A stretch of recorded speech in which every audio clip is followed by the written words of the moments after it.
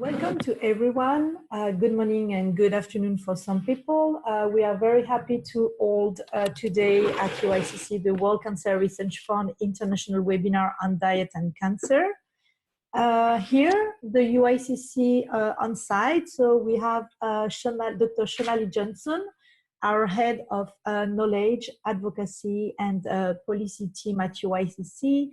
We have Yannick Romero, who is a network advocacy manager at UICC. We have also Auclair Muriel, which is our senior membership manager managing all our members at UICC, and myself, Karin Hensch, partnership manager at UICC. We will see after all the World Cancer Research Fund International team online, and mainly our speakers, and maybe I will leave our head of advocacy, Dr. Shonali Johnson, present a little bit how came the idea of this webinar, and mainly how we work in partnership with World Cancer Research Fund International. Thank you. Okay, well, thank you all for joining this World Cancer Research Fund International webinar on diet and cancer. It's wonderful to have you. I'll just start, as Karin mentioned, by providing a little bit of background about UICC and how we work in partnership with WCRFI. UICC is the largest and oldest international cancer fighting organization. We were founded in Geneva in 1933.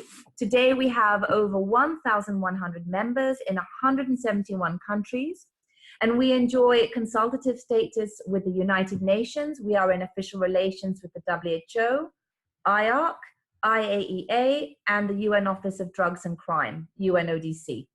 UICC has over 60 partners, such as the World Cancer Research Fund International. We also have partners that are associations working to fight cancer, as well as companies and foundations. Our mission is to unite and support the cancer community to reduce the global cancer burden, to promote greater equity and equality, and to ensure that the cancer control continuum continues to be a priority in the World Health and Development Agenda. Our main areas of activity focus on convening the world's leaders for innovative, wide-reaching cancer control events and initiatives. We build capacity to meet regional needs, and we position cancer prevention, early detection, treatment, and care in the global health and development agenda. The World Cancer Research Fund International has been a UICC member since 2005, and through our partnership starting in 2011, we have been working hand in hand to create cancer awareness and cancer prevention on World Cancer Day, for example, by sharing messages on common risk factors across NCDs and on cancer, working together on the development and improvement of national cancer control planning and advocacy tools, with a recent common initiative regarding the creation of a task force on nutrition and cancer. I'll just now give a few highlights of the third expert report. The third expert report, which has been provided by World Cancer Research Fund. The third expert report, which will be described today, is a comprehensive analysis using the most meticulous methods of the worldwide body of evidence on preventing and surviving cancer through diet, nutrition, and physical activity. This report is a vital resource for anyone involved in preventing cancer. It ensures that everyone from researchers, policymakers to the public can access the most up-to-date information on how to reduce the risk of developing cancer. It also identifies areas for future research into cancer prevention and survival. The 2018 World Cancer Research Fund AICR, which is the American Institute for Cancer Research, cancer prevention recommendations, come from the third expert report and from the conclusions of an independent panel of experts. They represent a package of healthy lifestyle choices which together can make an important and an enormous impact on people's likelihood of developing cancer and other non-communicable diseases over their lifetime. The role of public policy is critically important in creating environments for people and communities that are conducive to following the cancer prevention recommendations and improving overall health outcomes. Okay, I would now like to introduce our speakers. Our first speaker is Professor Martin Wiseman. who is the Medical and Scientific Advisor from the World Cancer Research Fund International. Our second speaker is Isabel Van Durek, who is the Research Interpretation Manager from World Cancer Research Fund International. And our third speaker, Fiona Singh, also from the World Cancer Research Fund International, is the Policy and Public Affairs Manager. And the last speaker will be Susanna Brown, who is the Acting Head of Research, Evidence and Interpretation from WCRFI, and she will join the discussion after the presentations for the Q&A session. So first we will have these presentations, and then we will have Q&A, where you will have the opportunity to ask questions. In the meantime, you can type your questions in the chat box. We will be looking at the most relevant questions to answer, and in case of further questions, and if the time exceeds, you will be free to contact WCRFI directly at the following email address: ri@wcrf.org. That's ri@wcrf.org. Thank you. Thank you. So we will start the webinar, and thank you to all our speakers there. Welcome to this webinar from the World Cancer Research Fund on our 2018 report on diet, nutrition, physical activity, and cancer prevention and survival. In this webinar, we'll give an overview of the evidence relating diet, nutrition, physical activity to cancer, including our updated cancer prevention recommendations and the policy implications. The report is the result of decades of research that was rigorously analysed and judged by an independent expert panel used as the basis for our updated recommendations, making them the most reliable cancer prevention advice currently available. Before we start, I'd like to sincerely thank UICC for providing the platform to launch this webinar today. My name is Martin Wiseman, and I'm the Medical and Scientific Advisor to WCRF International. But I'd like to start by introducing the World Cancer Research Fund Network. The WCRF network is a network of national charities in the United States, the United Kingdom, and the Netherlands, with a presence in Hong Kong as well. World Cancer Research Fund International acts as an umbrella organization providing strategic leadership on science and policy issues. Since it was established in 1982, the network has been dedicated to the prevention of cancer and improved outcome after diagnosis through diet, nutrition, and physical activity.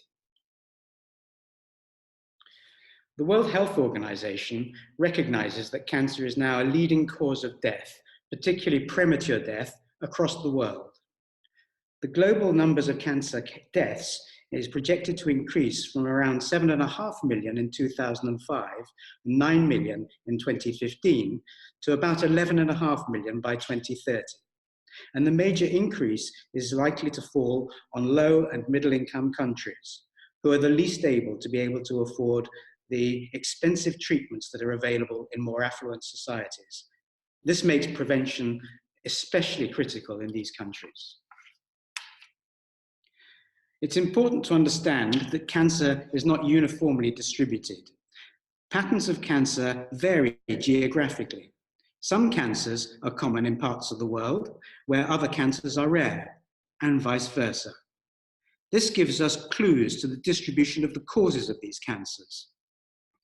For instance, in the slide, stomach and cervical cancers are common in less affluent countries where their infective causes are common, while breast cancer, which has few major external causes, is common in countries that have a typical so-called Western-type lifestyle, with high rates of inactivity, obesity, and poor diet.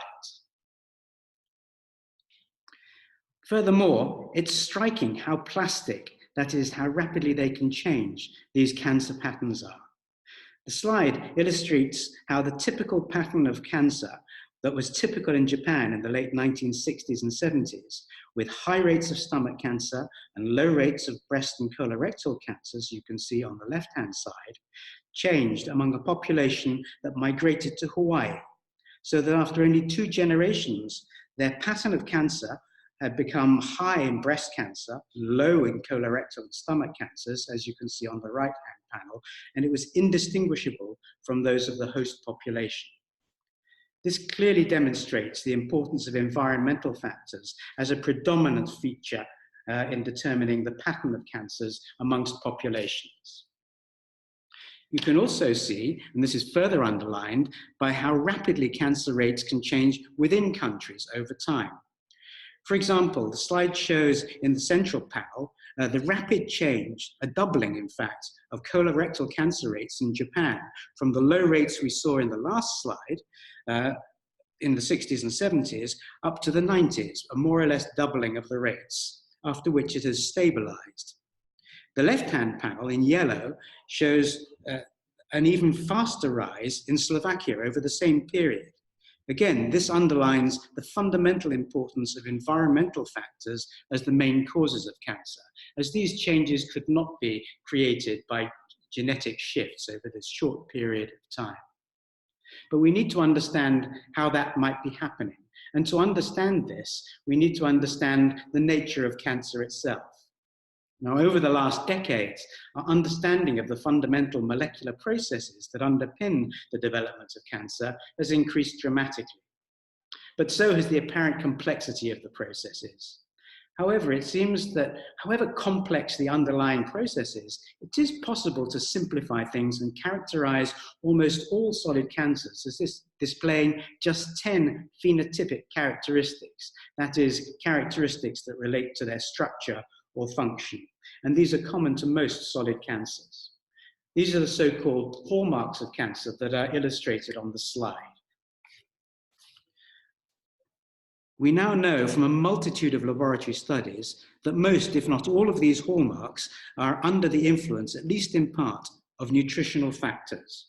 The slide can't illustrate all of those factors, but does illustrate how they might be influenced by obesity and physical activity.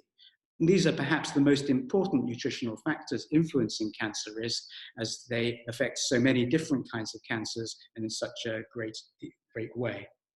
On the next slide, you can see why this is important, because obesity is rising throughout all regions of the world and has continued to do this over the last 40 years, making obesity as one of the most important causes of cancer after smoking in many countries now. It's for these reasons, to understand these links between diet, nutrition, physical activity, and cancer, and provide guidance to people on how to avoid the risks, that the WCRF network commissioned rigorous scientific reviews, beginning with our first expert report in 1997 and our second expert report in 2007, which set a new standard for rigorous methodology to review, synthesize, analyze, and display the evidence, and to draw conclusions on the likely causality of any observed associations as a basis for making cancer prevention recommendations. The third expert report was published in 2018 and followed essentially the same rigorous process. The rigorous methodology classified the evidence for causality as strong or too limited to draw conclusions. The classification was based on the recognized framework that was developed way back in the 1960s by Austin Bradford Hill, and the main features of those factors are illustrated on the slides. Recommendations were generally only based on strong evidence. There are subdivisions, for instance, of the strong into convincing and probable, or limited into suggestive and no conclusion, but these were pointers for the research community rather than anything that influenced the recommendations themselves. It was possible then, using this rigorous methodology, for the independent expert panel to draw conclusions and make recommendations based on that evidence for the 2007 second expert report. They made 8 general recommendations and 2 recommendations aimed at special groups. The recommendations relating to body fatness and physical activity were placed at the top because of the strong links with several different types of cancer. Together, and with a recognition of the important role of smoking as the most hazardous exposure relating to cancer, they represent an overall way of life that would be expected not only to reduce risk of cancer, but also other chronic non-communicable diseases such as cardiovascular disease as well. Now, that expectation has actually been tested by independent researchers. This slide illustrates that and shows the impact that following those 2007 recommendations can have on risk of cancer and on total mortality. The researchers constructed a score that represented how closely people adhered to the recommendations. And in prospective studies, they related that to the likelihood of developing a cancer or of dying. Using women as the example on the slide, and similar findings were for men, the slide illustrates that those with the highest scores towards the right of the slides, those most closely adhering to the recommendations, had reduced cancer risk by about 1/5, and they reduced total mortality by even more, about 40%. This illustrates that following the recommendations works.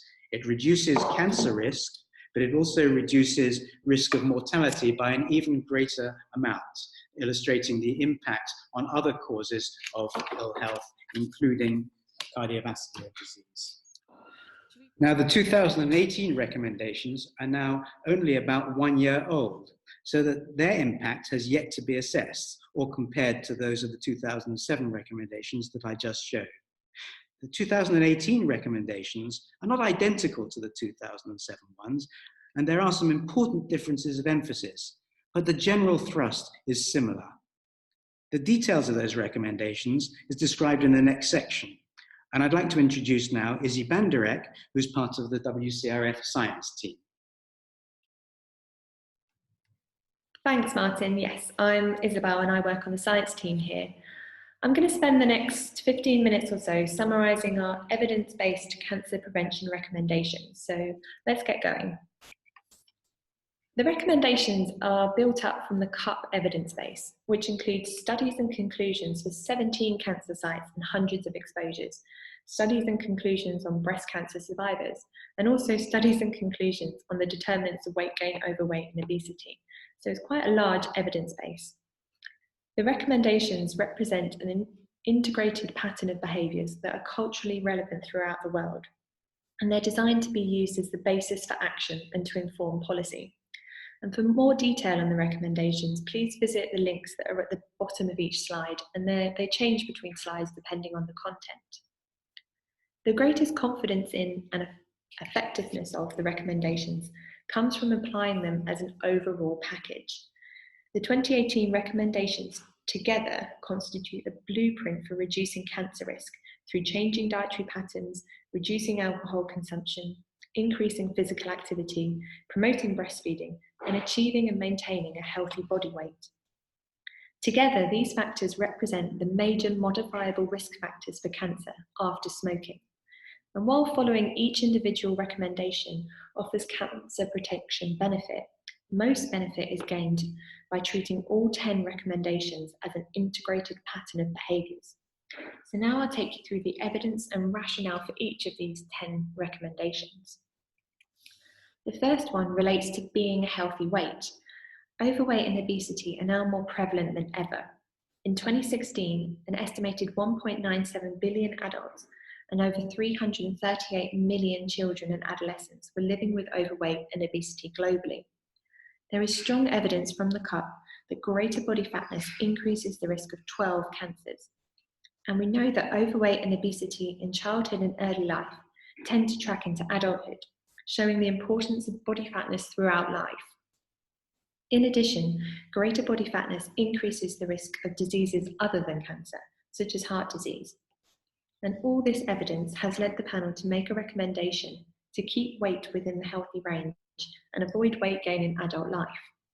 Now, the purple box here provides the full recommendation and all the associated goals, and there is one for each of the 10 recommendations.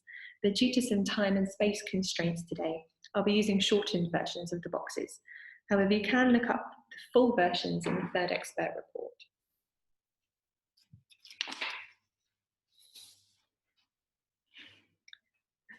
This slide covers 2 recommendations aimed at positive changes that can be made to reduce cancer risk. So this first one here is about physical activity. Sedentary ways of life became common in high-income countries during the second half of the 20th century and have subsequently become prevalent in many populations around the world. And now, in most parts of the world, levels of physical activity are insufficient for optimal health. And we have strong evidence from the CUP that physical activity directly reduces the risk of cancers of the bowel, breast, and womb. And physical activity also indirectly reduces cancer risk by reducing the risk of weight gain, overweight, and obesity. We also have strong evidence from the CUP on sedentary time, showing that greater screen time, a marker of sedentary behaviour, increases the risk of weight gain, overweight, and obesity.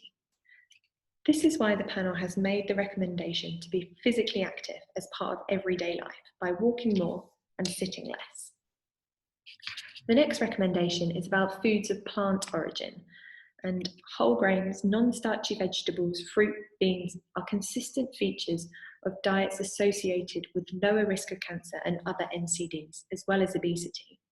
And relatively unprocessed foods of plant origin are rich in nutrients and dietary fibre. And higher consumption of these foods over more processed foods that are high in fat, starches, or sugars would provide a diet that is higher in essential nutrients and more effective for regulating energy intake relative to energy expenditure.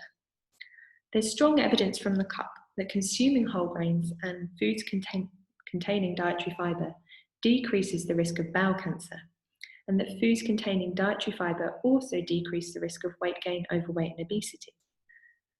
Although the evidence for links between individual cancers and consumption of non-starchy vegetables or fruits is limited, the panel were confident that the pattern of association, meaning that there were lots of cancer sites with limited suggestive findings, and the direction of effect, meaning that greater consumption was associated with decreased risk of cancer, were both consistent. And overall, the evidence was persuasive of a protective effect. And the panel used this as an upgrading factor to conclude that greater consumption of non-starchy vegetables and fruit decreases the risk of a number of aerodigestive cancers.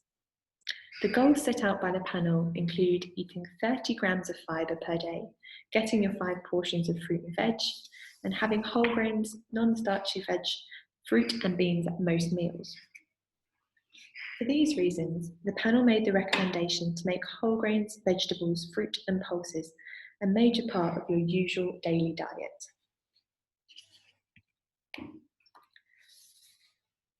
The next 2 slides cover recommendations on factors to limit in order to reduce your cancer risk. And these first 2 recommendations are about 2 interconnected factors: fast foods and sugar-sweetened drinks. So processed foods that are high in fat, starches or sugars embody a cluster of characteristics that encourages excess energy consumption. For example, by being highly palatable, high in energy, affordable, easy to access, and convenient to store.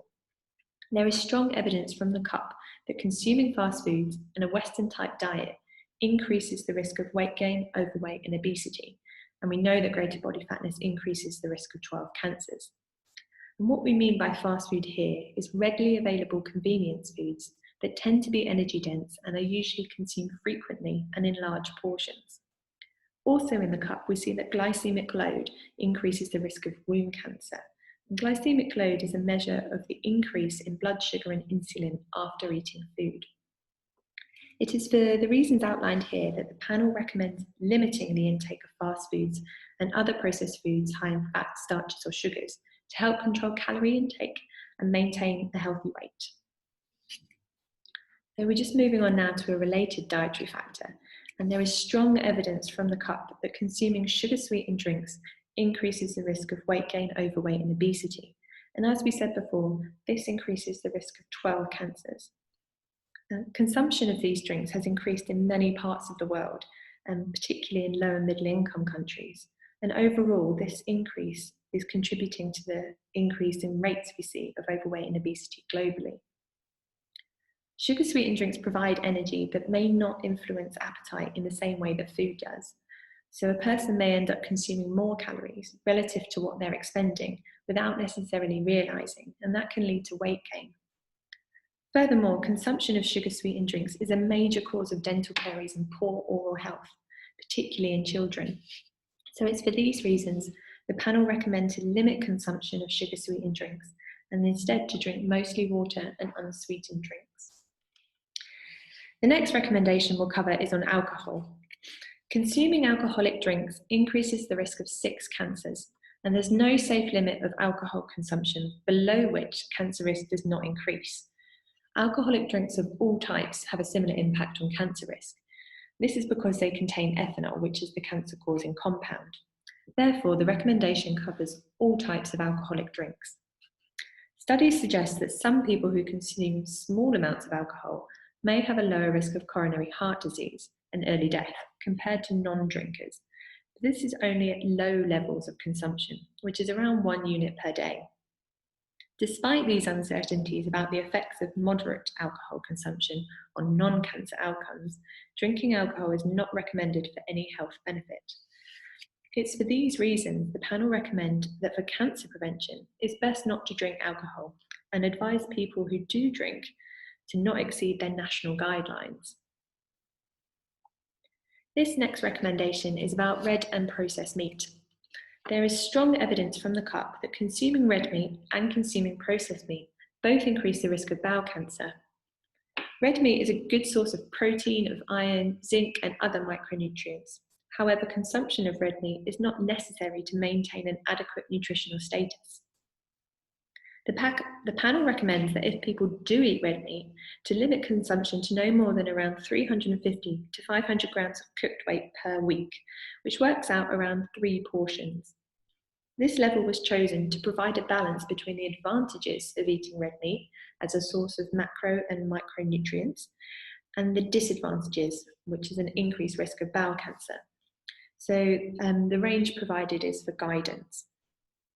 Processed meat is generally energy dense and can contain high levels of salt, and some of the methods used to create it generate carcinogens. The data on processed meat show that no level of intake can confidently be associated with a lack of risk of bowel cancer. And it is for these reasons the panel recommends to eat no more than moderate amounts of red meat and to eat little, if any, processed meat. And we'll now move on to dietary supplements. The panel is confident that consumption of the right food and drink is more likely to protect against cancer than consumption of dietary supplements. And there is strong evidence from the CUP that taking high-dose beta-carotene supplements increases the risk of lung cancer in current and former smokers. And although taking calcium supplements is shown to decrease the risk of bowel cancer, some trials for other cancer sites have shown potential for unexpected adverse effects. Overall, trials of other high-dose supplements have not consistently demonstrated protective effects of micronutrients on cancer risk that have been suggested by observational studies. And this disparity can lead to uncertainty around the effect of supplements on cancer risk. Supplementation may be needed in some situations, for example, in preparation for pregnancy, but in general, for otherwise healthy people, adequate intake of nutrients can be achieved through nutrient-dense diets. And it's for these reasons that the panel recommends to meet nutritional needs through diet alone and not to use supplements for cancer prevention. This slide covers recommendations that are for specific groups of people. And this first one is about breastfeeding. In most countries, only a minority of mothers exclusively breastfeed their babies until 4 months, and an even smaller number until 6 months. Increasing the rate of exclusive breastfeeding is one of the World Health Organization's Global Nutrition Targets 2025. And there is strong evidence from the CUP that breastfeeding helps protect the mother against breast cancer, and having been breastfed decreases the risk of weight gain, overweight, and obesity in children. And we know that overweight and obesity tend to track into adult life, and that greater body fatness increases the risk of 12 cancers. Breastfeeding also has other benefits for the mother and the infant, such as lower risk of type 2 diabetes for mum and lower risk of infections for baby. For these reasons, the panel advised mothers to breastfeed their baby if they can. This recommendation aligns with the advice of the World Health Organization, who recommend that infants are exclusively breastfed for 6 months and then up to 2 years of age or beyond alongside appropriate complementary foods. It's worth noting in this recommendation, it says if you can, and this is because not every mother will be able to breastfeed. This could be for multiple reasons, but one example when breastfeeding is recommended with caution or not at all is when the mother is HIV positive. This last recommendation is for people living with and beyond cancer. More people are surviving cancer than ever before, at least partly because of earlier detection and improving effectiveness of treatment for many cancers. As a result, cancer survivors are living long enough to develop new primary cancers or other NCDs. There is increasing recognition of the potential importance of diet, nutrition, and physical activity on outcomes after a cancer diagnosis. And indeed, from the CUP, there is persuasive evidence that nutritional factors and physical activity reliably predict important outcomes in breast cancer. However, the evidence that changing these factors would alter the clinical course of breast cancer is limited. Coupled with the evidence from the CUP and the understanding of the biology of cancer and its interactions with diet, nutrition, and physical activity, the panel recommends that people living with and beyond cancer to follow the cancer prevention recommendations as far as possible after the acute stage of treatment. This is unless patients are otherwise advised by their oncology team, and only if they can. Following the recommendation is likely to reduce the risk of NCDs, which are important causes of illness and disease in this population. So those are the package of 10 recommendations, but some findings from the CUP were not suitable for inclusion in this package, even though the evidence is judged to be strong. Some findings related to public health issues that individuals cannot necessarily influence themselves. For example, height and birth weight. And these themselves are markers of genetic, environmental, hormonal, and nutritional factors that affect growth from preconception all the way to completion of linear growth. Others are only relevant in specific regions. And for example, mate is a scalding hot drink which is traditionally drunk in South America. Some findings have issues of inadequate information. For example, coffee, where the dose-response relationship is just not clear. And finally, there are some issues of divergent evidence. This is where we have evidence of a decreased risk in one cancer site and the potential for an increased risk in another site for the same exposure. For example, there is strong evidence from the CUP that dairy products reduce the risk of bowel cancer. There is also some limited but suggestive evidence that they might increase the risk of prostate cancer. So details on all these findings can be found in the third expert report.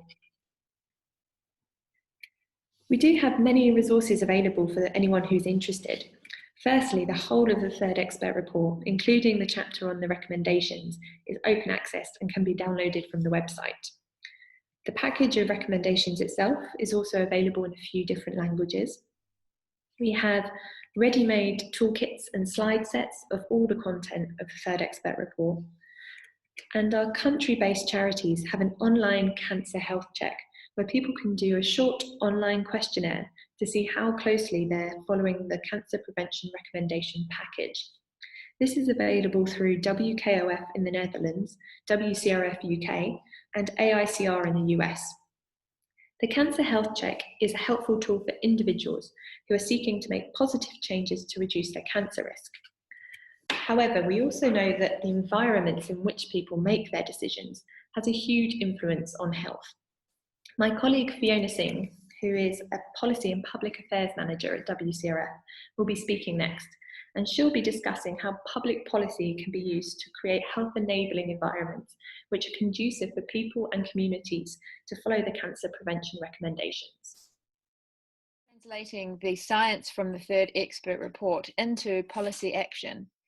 And we will be looking at why we need policy action, looking at obesogenic environments and global targets, and we'll be taking a look at the Nourishing framework that exists currently, and then we'll be discussing a new policy framework that we designed in line with the third expert report.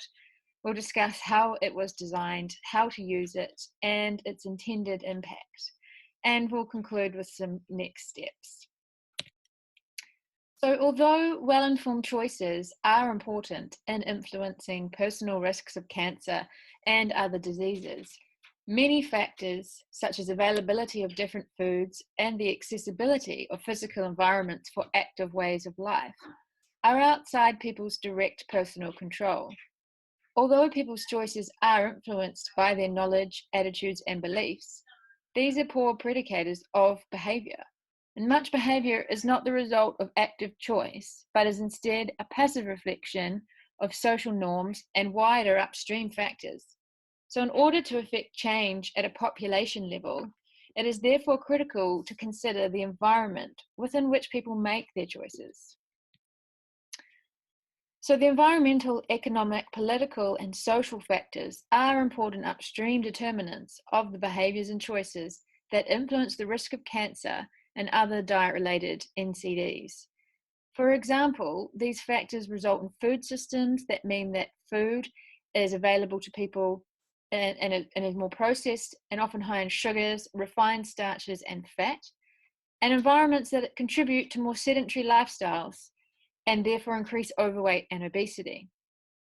These factors can also lead to health inequalities, as lower socioeconomic groups are more likely to be affected by upstream determinants of cancer risk. Therefore, we need upstream policy change to impact these social or economic factors. It is the government's responsibility to protect the health of their population in order to create environments for people that are conducive to following the cancer prevention recommendations. Public health policies that prioritise prevention in the form of laws, regulations, and guidelines are critical to preventing other non-communicable diseases, including cancer. So action is needed across all sectors of society, including civil society and academia, all working in the public interest and led by governments. A whole of government, whole of society approach is needed to create environments that are conducive to following the cancer prevention recommendations. Governance mechanisms should be developed to prevent and manage potential conflicts of interest in the development and implementation of public policies and strategic advocacy efforts. We have published a series of reports called Building Momentum, drawing together evidence and lessons learned from countries who have implemented nutrition policies such as sugar-sweetened beverage taxes and front-of-pack labels to help other governments overcome common barriers to policy development and implementation. And these reports are available online, and our third report is coming out at the end of the year on marketing to children. So now looking at some global targets that have been set by member states. For example, there is the Sustainable Development Goals looking specifically at target 3.4, which states that by 2030, member states will reduce by 1/3 the premature mortality from non-communicable diseases. Another key global target is that by 2025, member states have agreed to halt the rise in diabetes and obesity and create a 25% relative reduction in the risk of premature mortality from 4 of the main NCDs, of which cancer is one. So how can we use a policy framework to support action? Policy frameworks can be used to conceptualize, organize, and package policies to address risk factors. They can help plan, develop, implement, and evaluate policies. And they can identify available policy levers that can help to create health-enhancing environments. And they also help governments develop a comprehensive policy approach that can be adapted to national contexts. So now let's look at one such policy framework that you may be familiar with. This is the World Cancer Research Fund's Nourishing policy framework. It's widely used by governments, civil society, and academics in the field. So it formalizes a comprehensive package of nutrition policies that can promote healthy diets and reduce overweight, obesity, and diet-related NCDs, including cancer. Overarching the framework is these 3 policy domains: food environment, food systems, and behavior change communication. Under each of these domains, we outline 10 policy areas in which governments need to take action. Each letter in Nourishing represents a different policy area. It offers an easily accessible overview of the key policy areas where action is needed. One of the strengths of Nourishing is the way that it categorizes the numerous policy options to promote healthy diets into these 10 overarching policy areas. Together with an accompanying database of over 500 implemented policies from around the world, it's a tool designed to help policymakers, civil society organizations, and researchers. So now let's take a look at the Driving Action Policy Framework that was developed by our policy team in line with the third expert report. The recommendations provide guidance for people on how to reduce their risk by modifying their choices. And from a policy perspective, these can be divided into 4 main areas: diet, physical activity, alcohol consumption, and breastfeeding. We researched these different areas and found that the policy levers, similar to those that promote healthy diets, can be used to promote physical activity and breastfeeding and reduce alcohol consumption. Therefore, World Cancer Research Fund International uses existing Nourishing framework as a foundation to create an innovative new policy framework that addresses diet, physical activity, alcohol consumption, and breastfeeding. The new policy framework modifies Nourishing's 10 policy areas, expanding them to 11 areas, adding healthy urban design, and broadens Nourishing's policy domains to include healthy enhancing environments, systems change, and behaviour change communication. And this new framework is complementary to, but does not replace, the Nourishing framework. When implemented, policy frameworks have the potential to achieve the system-wide change that is necessary. We prepared an accompanying policy brief called Driving Action, which is available online, and this sits alongside the third expert report, and it outlines what I'm about to describe in much more detail. So if we look at this new policy framework, we can see that it can also help policymakers, civil society organisations, and researchers in the same way that Nourishing can.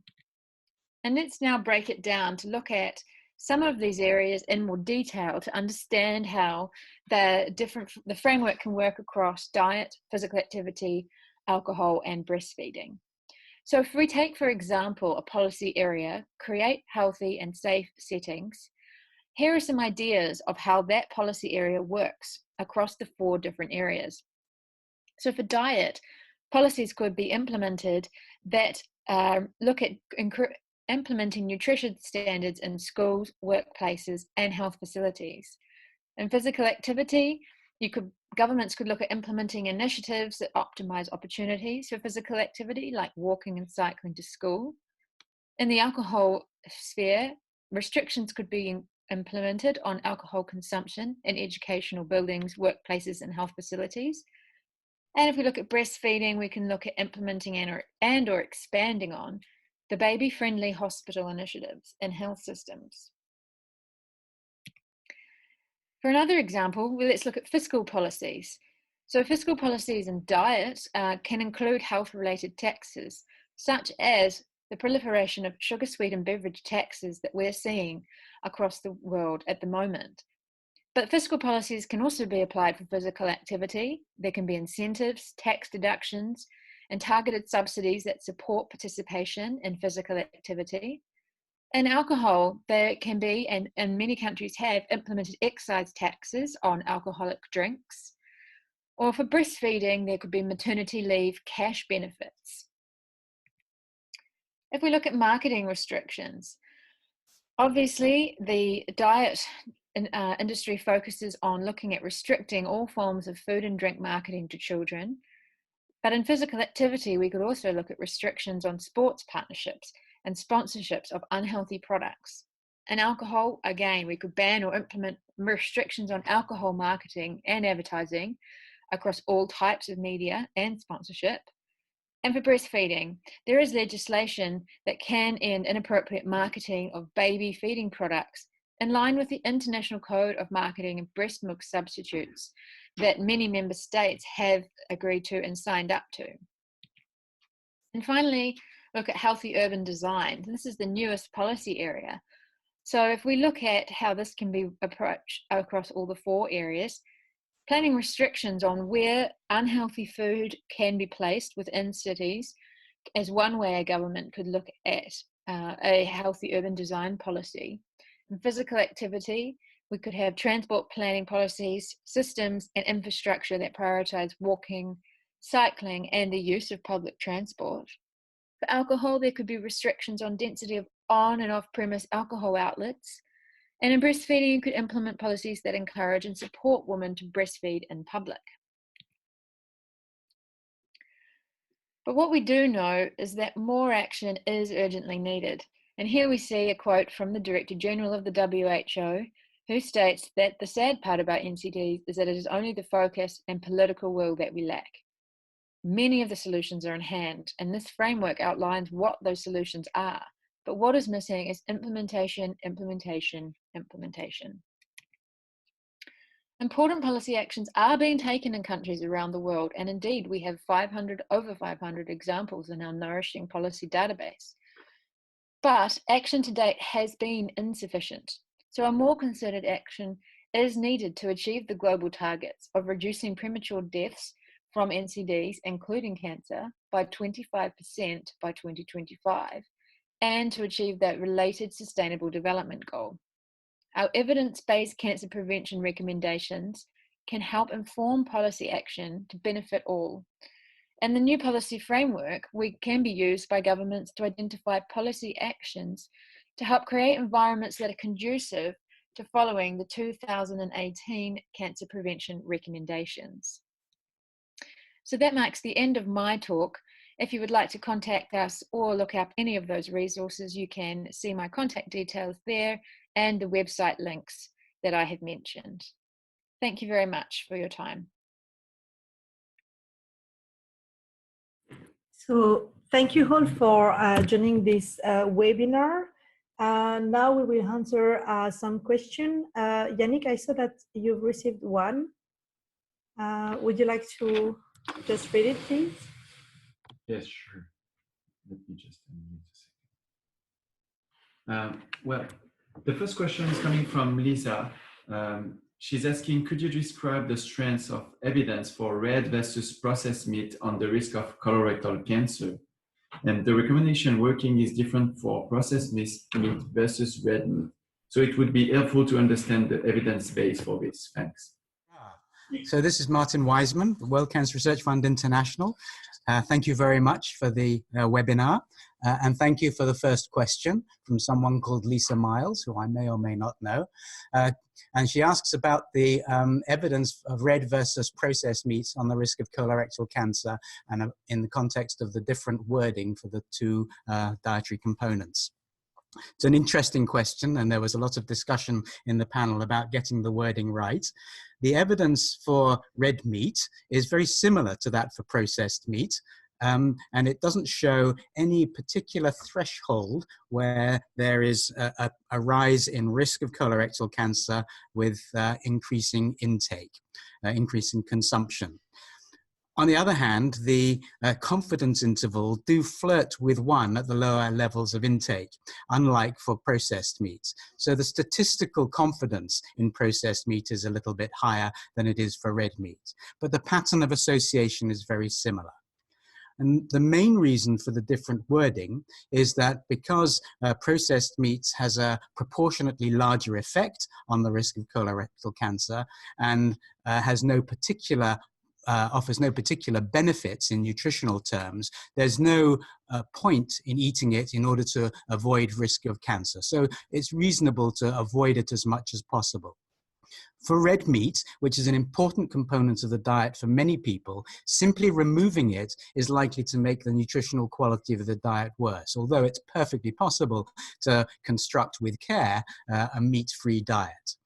And so the recommendation takes account of the potential nutritional advantages of consuming red meat with protein, vitamin B12, iron, zinc, and so on, and takes account of that and offers a general guidance to the sorts of levels that would be a balance between gaining the nutritional benefits and reducing as much as reasonably possible the risk of colorectal cancer associated with them.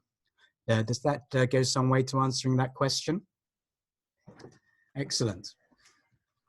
So the next question was about priorities for research, and Susanna is going to take that. Hi, Sylvia. Thank you so much for your question, which was around whether we could point out 2 or 3 areas that we think should be a priority for research going forward. And you've noted your particular interest in research targeting the early years. Well, as part of our 3rd expert report, we did publish a chapter which was called the Future Research Directions that addressed this point.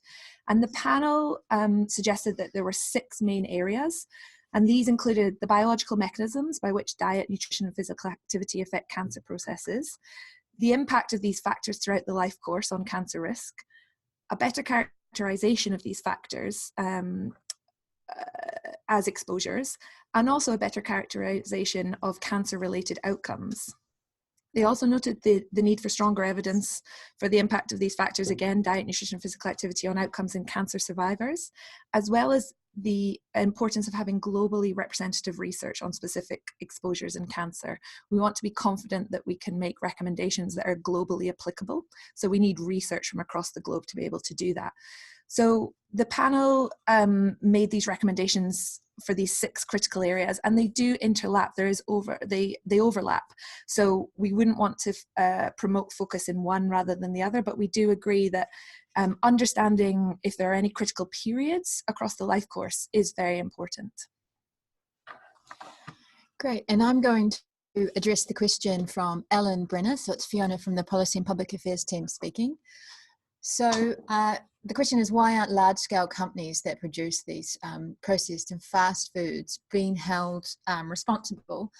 And we would say that with the policies and the policy framework and the accompanying database we currently have for Nourishing, a lot of the policies that we advocate for are aimed at holding companies to account. So it's about regulating companies to either tax, to add a levy or a tax on food that's deemed to be unhealthy, adding labels to their food to show consumers exactly what is in the food and the nutrient content, and things like marketing restrictions is one way specifically to hold government, to hold industry to account, restricting their marketing practices so they can't target specifically children or adolescents. So it's a much broader package of policies. I've highlighted 3, but the idea is that we are trying to introduce laws and regulations that restrict companies' ability to produce these foods.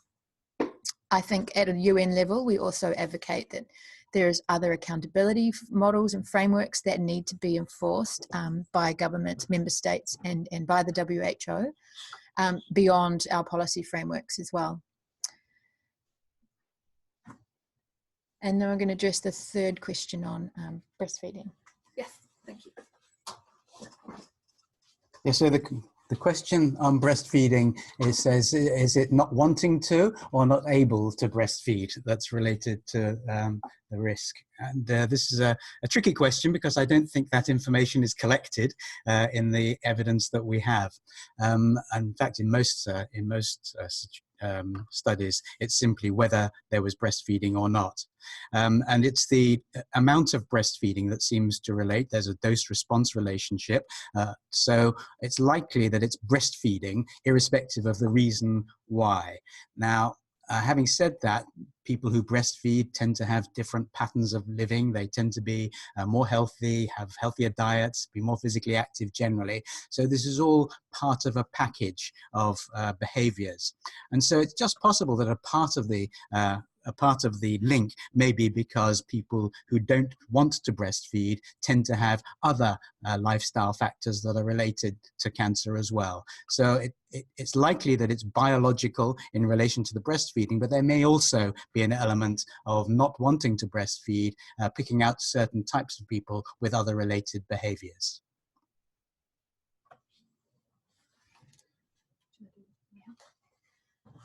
So We had a question about, do we think that the policies should also include easy access to healthcare, specifically to be able to be referred to a nutritionist or dietitian? And so in the Nourishing framework, which is our specific diet policy framework, we do have this as a sub-policy area that we do recommend, that there is referral systems set up in primary care so that people are able to access nutritionist or dietitian information or be referred to a practitioner. And we think that that is a very important area and probably needs more attention. So it's definitely included in our Nourishing framework and the sub-policy areas. And I would encourage you to take a look at that framework to see some examples of where countries have done it, although we think that much more action is needed to regulate and really boost that area of policy. Thanks, Fiona. There was a question, let me just find it, that came in regarding pesticides. So it was from Ellen Brenner. Thank you so much for your question. And it was in relation to the effects of chemical or pesticide use versus organic on the effects of health outcomes or cancer incidence. This is an interesting question, and it's a popular one actually at the moment. We do collect this data, and there are a couple of studies that have looked into this, a couple of large-scale cohort studies. One has shown no effect, and one has shown a beneficial effect for organic vegetables and cancer incidence. At the moment, there isn't enough evidence to make a conclusive judgment. So what we advise at the moment is the importance of including a lot of vegetables, fruit, and the importance of a plant-based diet. So at the moment, we don't make any specific recommendations when it comes to organic versus non-organic foods. Is it on poultry? Yes. So there's a question about the comparison of eating poultry as opposed to red meat, and certainly that's something that we have looked at. The evidence that we've found does not implicate poultry in any way with colorectal cancer. So poultry seems to be a valuable substitute for red meat in terms of many of the nutritional benefits. So it's a good substitute. It consistently doesn't show an association with the colorectal or other cancers. And there was a question about supplements.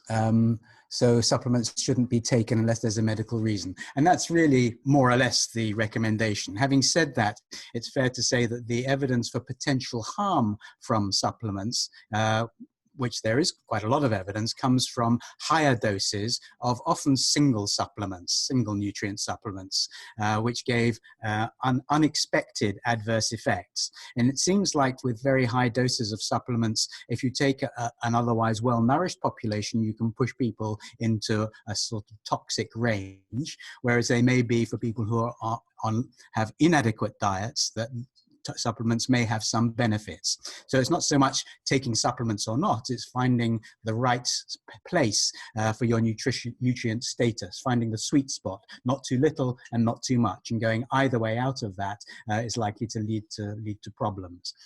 Taking supplements is a balanced micronutrient supplement is unlikely to lead to harm and is likely to provide a buffer for many people who might have inadequate diets. So we wouldn't be arguing too much against balanced micronutrient supplement taking, especially for people who are at risk of vulnerable diets, elderly, frail people who have low energy expenditures and energy intakes. And also there are, of course, particular circumstances like women wanting to become pregnant, where folic acid is a recommended supplement, and for many people who have inadequate sunlight exposure and their vitamin D status, for instance. So there are reasons to avoid supplements, but there are also reasons to take them. Thank you so much, everyone. By our watch, we're out of time, so we're going to close the Q&A, but just to say that we have kept a record of all the questions that have come in, and we will respond to them via email. So I thank everybody for sending in their questions and for engaging with us on this webinar today, and I'll hand us back from WCRF over to Karine. Thank you all for joining. Sorry for the technical issues. We will share the replay of the recording, and we will try to make it without the noise behind. So if you want to replay the webinar, we will share with all the participants the recording. And of course, as mentioned at the beginning by Shonali, you are very welcome to write to World Cancer Research Fund International, writing to rr@worldcancerresearchfund.org, so WCRF.org. And they will be happy to answer any question you may have. Same thing, you do have my email address, so do not hesitate if you have any question about UICC, our activities, or also the partnership we have with World Cancer Research Fund. So thank you so much to all, and hope that it was not too loud to answer, to hear the webinar. Thank you. Thank you all. Thank you very much to the speakers and to all of you for participating.